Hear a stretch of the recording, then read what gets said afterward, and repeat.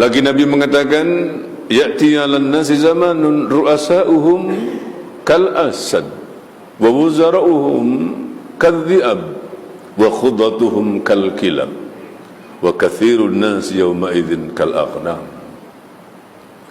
Nanti akan datang di akhir zaman menjelang kiamat, kamu lihat, kata Nabi, pemimpin-pemimpin manusia ketika itu adalah umpama singa, dan menteri-menteri mereka pada hari itu adalah ibarat serigala. Hakim-hakim mereka pula adalah anjing gila, dan manusia yang hidup ketika itu adalah umpama kambing-kambing tanpa pedoman. Apa mau jadi struktur sebuah masyarakat ya, di mana pemimpinnya bermentaliti seperti mentaliti singa. Singa itu kerjanya tukang terkam. Ya, dari dulu singa memang raja. Ada pilihan raya ataupun tidak, singa tetap raja. Raja hutan.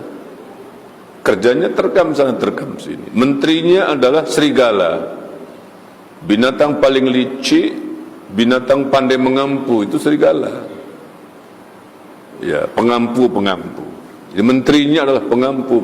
Hakimnya adalah anjing. Anjing gila.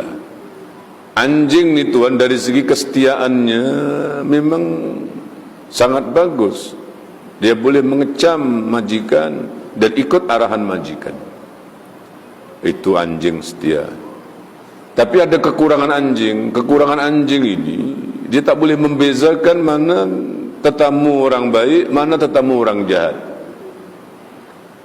Bagi anjing, baik, jahat tak penting. Yang penting daging. Biar pencuri orang jahat sebelum masuk, dia bagi daging dulu senyap. Hilang cash, buang cash.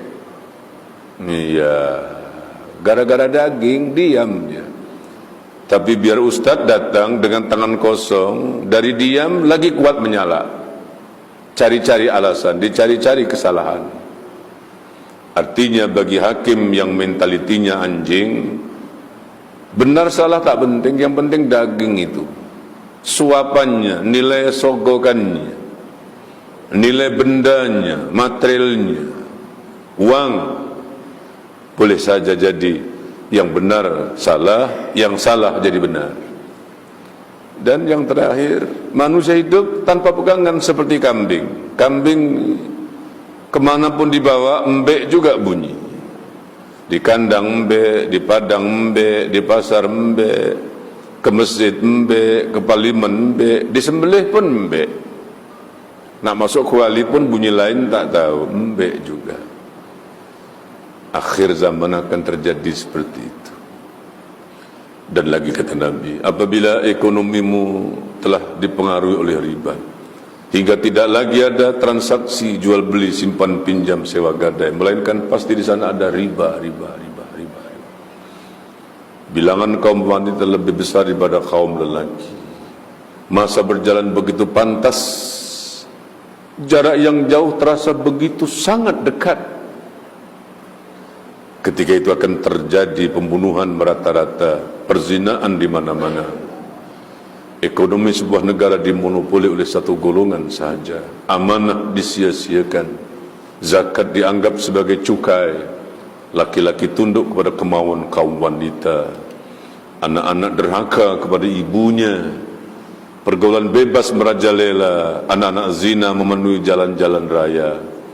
Masjid-masjid sudah dijadikan sebagai tempat pergaduhan. Dipilih pemimpin dari kalangan orang yang paling rosak akhlaknya. Dihormati seseorang kerana takut akan kejahatannya. Arak diminum di merata-rata. Laki-laki berbangga dengan emas dan kain sutra. Artis penyanyi disanjung tinggi dan ulama dikeji. Musik, lagu-lagu dijadikan sebagai hiburan. Dan ramai orang yang hidup di akhir zaman berani mengutuk dan menghina para sahabat-sahabat radhiyallahu anhum yang mulia.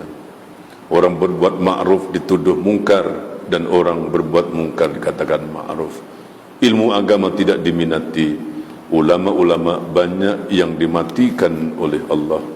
Hingga yang tinggal adalah orang-orang yang jahil, dia memberi fatwa, fatwanya sesat dan menyesatkan.